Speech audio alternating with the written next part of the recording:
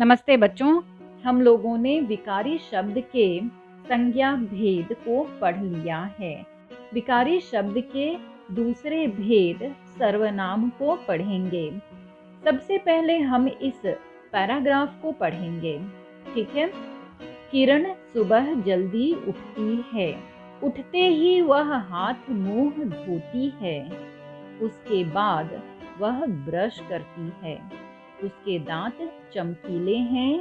किरण की माँ उसके लिए नाश्ता बनाती है। यह किरण का अध्ययन कक्ष है। शिक्षक उसे यहाँ आकर विज्ञान और गणित पढ़ाते हैं। आपका नाम ब्रह्म कुमार है। आप बहुत अच्छे इंसान हैं। देखिए तो बाहर कोई खड़ा है। कुछ समझ में नहीं आता वह इस समय यहाँ क्यों आया है। वह हमसे क्या चाहता है।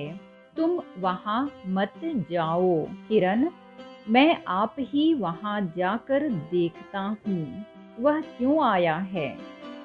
किरण, अंश अभी तक सोया है। तुम उसे क्यों नहीं कहती। जो देर तक सोता है वह बहुत कुछ होता है। जल्दी सोना, जल्दी जाग उठना हमें मन और शरीर से चुस्त दुरुस्त बना देता है। बच्चों, यह हमेशा याद रखिएगा, बोलते या लिखते समय संज्ञा का बार बार प्रयोग न हो, इसलिए उसके स्थान पर फिर से पूर्व आधारित संबंध से सर्वनाम शब्द का प्रयोग करते हैं और वाक्यों में संभाव्य पुनरावृत्ति दोष को टालते हैं। जिस परिच्छेद को हमने पढ़ा उसमें किरण के स्थान पर वह, उसने, उसके लिए का प्रयोग किया है।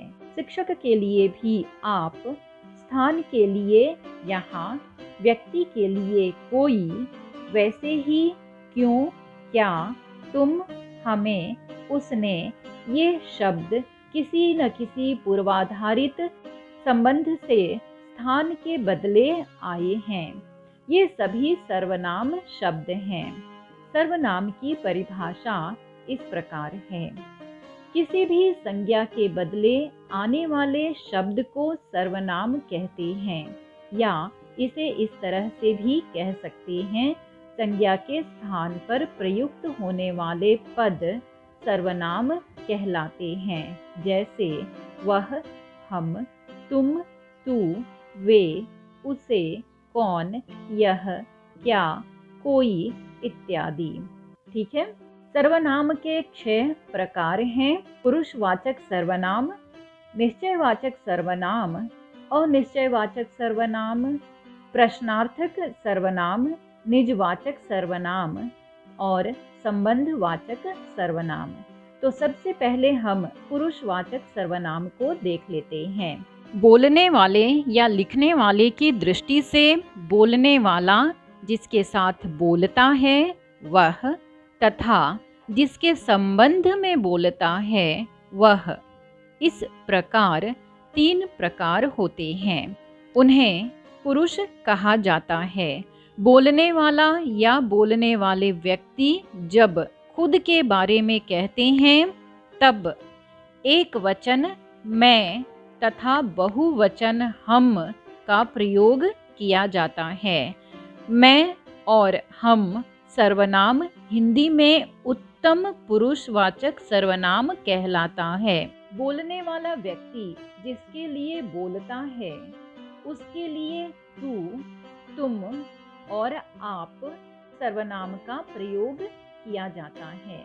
हिंदी में तू, तुम और आप सर्वनाम मध्यम पुरुष सर्वनाम कहलाते हैं। बोलने वाला व्यक्ति जिसके संबंध में बोलता है उसके लिए वह और वे बहुवचन सर्वनाम का प्रयोग किया जाता है। वह, वे सर्वनाम हिंदी में अन्य पुरुष सर्वनाम कहलाते हैं। जैसे मैं रोज समय पर खेलने जाता हूँ। तुम क्यों रो रहे हो। वह पढ़ रही है। बोलने वाला व्यक्ति स्वयं अपने लिए जिन सर्वनामों का प्रयोग करता है उन्हें उत्तम पुरुष सर्वनाम कहते हैं। मध्यम पुरुष, जो सर्वनाम शब्द सुनने वाले के लिए प्रयुक्त किया जाता है उसे मध्यम पुरुष सर्वनाम कहते हैं। अन्य पुरुष, जिन सर्वनाम शब्दों का प्रयोग बोलने वाला अथवा लिखने वाला व्यक्ति सुनने व पढ़ने वाले के अतिरिक्त किसी अन्य व्यक्ति के लिए करता है, वे अन्य पुरुष सर्वनाम कहलाते हैं। जैसे वह, उसे, उसका, उसकी, उनका, उनकी, उनके, उन्हें, उन्होंने इत्यादि। बच्चों, यहाँ पर आप इस विशेष बात पर भी गौर कीजिएगा, यदि एक ही वाक्य में उत्तम पुरुष, मध्यम पुरुष तथा अन्य पुरुष सर्वनाम एक साथ कर्ता के स्थान पर आते हैं तो उनको इस क्रम में रखना चाहिए। पहले मध्यम पुरुष, फिर अन्य पुरुष तथा अंत में उत्तम पुरुष। जैसे तुम, वह और मैं जाएंगे, तुम, वह और मैं चलेंगे। यदि मैं, तुम और वह जाएंगे और दूसरा वह, मैं और तुम चलेंगे तो ये वाक्य पूरी तरह से गलत हो जाएगा। सर्वनाम का दूसरा भेद निश्चयवाचक सर्वनाम। वाक्य में प्रयुक्त सर्वनाम ठीक किसी संज्ञा के बदले आया है, यह जिस सर्वनाम से स्पष्ट होता है वह निश्चयवाचक सर्वनाम कहलाता है। या फिर जिस सर्वनाम शब्द से पास या दूर की किसी वस्तु अथवा व्यक्ति का निश्चयात्मक बोध होता है उसे निश्चयवाचक सर्वनाम कहते हैं। जैसे यह, ये, वह, वे आदि। बच्चों, निश्चयवाचक सर्वनाम का प्रयोग अन्य पुरुष की तरह ही हो सकता है। जैसे यह मेरी किताब है, इसे मैंने पढ़ लिया है। वह केले का पेड़ है, इसमें बहुत सारे केले हैं। तीसरा भेद अनिश्चयवाचक सर्वनाम। अनिश्चित प्राणी, पदार्थ अथवा वस्तु के बदले प्रयुक्त किया जाने वाला सर्वनाम शब्द अनिश्चयवाचक सर्वनाम कहलाता है। या फिर हम इसे ऐसे भी समझ लेते हैं, यदि वाक्य में आने वाला सर्वनाम ठीक किसी संज्ञा के लिए आया है, यह कहा न जा सकता हो तो वह सर्वनाम अनिश्चयवाचक सर्वनाम कहलाता है। जैसे कोई आ जाए, कुछ नहीं खाया, बहुत कुछ खोया, कोई कहता वर्षा होगी। बच्चों, कोई सर्वनाम का प्रयोग अक्सर व्यक्ति के लिए किया जाता है, जबकि कुछ सर्वनाम का प्रयोग वस्तु अथवा पदार्थ के लिए किया जाता है। हमारा अगला सर्वनाम है प्रश्नवाचक सर्वनाम। जो सर्वनाम शब्द प्रश्न के रूप में किसी संज्ञा शब्द के स्थान पर प्रयुक्त किए जाते हैं उन्हें प्रश्नवाचक सर्वनाम कहते हैं। या फिर इसे हम इस तरह से भी कह सकते हैं, प्रश्न करने के लिए जिस सर्वनाम का प्रयोग किया जाता है उसे प्रश्नवाचक सर्वनाम कहते हैं। जैसे कौन हो तुम? तुम क्या खा रहे हो? क्या तुम घर नहीं जाओगे? अंदर कौन गया? देखो वहाँ कौन आया है? बच्चों, उपर्युक्त अधोरेखांकित किए गए प्रश्नवाचक शब्द किसी न किसी संज्ञा शब्द के बदले आया है, अतः ये प्रश्नवाचक सर्वनाम है। कौन, क्या, किसे, किसने, किन्होंने, ये सभी प्रश्नार्थक सर्वनाम हैं और ये वास्तव में कौन के रूप में ही आए हैं। और एक विशेष बात ध्यान रखने योग्य है कि कौन का प्रयोग प्रायः किसी प्राणी के लिए तथा क्या का प्रयोग किसी वस्तु के लिए किया जाता है। जैसे वहाँ क्या आया था, यह वाक्य अशुद्ध है।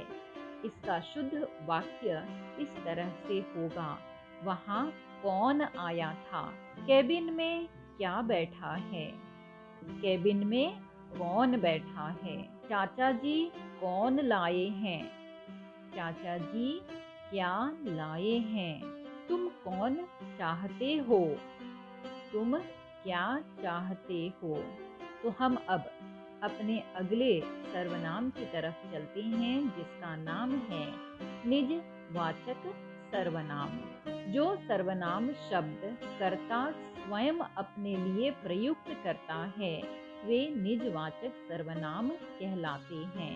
या फिर इसे ऐसे भी परिभाषित किया जा सकता है, खुद के संबंध में उल्लेख करते समय जिस सर्वनाम का प्रयोग किया जाता है उसे निजवाचक सर्वनाम कहते हैं। जैसे मैं स्वयं, आप यह काम करूंगी, हम स्वयं खुद यह काम करेंगे, तुम खुद या आप हार मत मानो, उसने अपने आप सब काम कर लिया, रमेश खुद आपकी मदद करने आया। यहाँ स्वयं या आप, अपने आप ये निजवाचक सर्वनाम हैं। आप शब्द का प्रयोग पुरुषवाचक, आदर्शसूचक तथा निजवाचक दोनों प्रकार के सर्वनामों के रूप में किया जाता है। जैसे आप कृपया इधर आइए, ये पुरुषवाचक सर्वनाम है। आप कल हमारे घर आइए, ये भी पुरुषवाचक सर्वनाम है। इस समस्या को मैं अपने आप ही हल कर लूंगी, यह निजवाचक सर्वनाम है। मैं आप ही आ जाऊंगा, ये भी निजवाचक सर्वनाम है। ठीक है, तो चलिए हम अपने अगले सर्वनाम की तरफ चलते हैं, जिसका नाम है संबंधवाचक सर्वनाम। जिन वाक्यों में सर्वनामों से दो बातों का संबंध दर्शाया जाता है उन्हें संबंधवाचक सर्वनाम कहा जाता है। या फिर हम इसे इस तरह से भी देख लेते हैं, जो सर्वनाम शब्द दो सर्वनामों में परस्पर संबंध का बोध कराते हैं और प्रधान वाक्य को आश्रित वाक्य से जोड़ते हैं, वे संबंधवाचक सर्वनाम कहलाते हैं। जैसे जो हमेशा परिश्रम करता है वह सफल होता है, जैसा करोगे वैसा भरोगे, जो डर गया वो मर गया, जिसकी लाठी उसकी भैंस इत्यादि संबंधवाचक सर्वनाम हैं। ठीक है, तो बच्चों आज हम अपनी इस वीडियो क्लास को यहीं पर समाप्त करते हैं। घर में रहिए, सुरक्षित रहिए। जय हिंद, जय हिंदी। मेरे द्वारा पाठ्य पुस्तक के किसी और पाठ का वीडियो देखना या सुनना चाहते हैं तो मेरे इस चैनल को सब्सक्राइब कर दीजिएगा और बेल आइकन पर भी क्लिक कर दीजिएगा ताकि आपको नोटिफिकेशन मिल सके और आप इसका उचित लाभ प्राप्त कर सकें। धन्यवाद।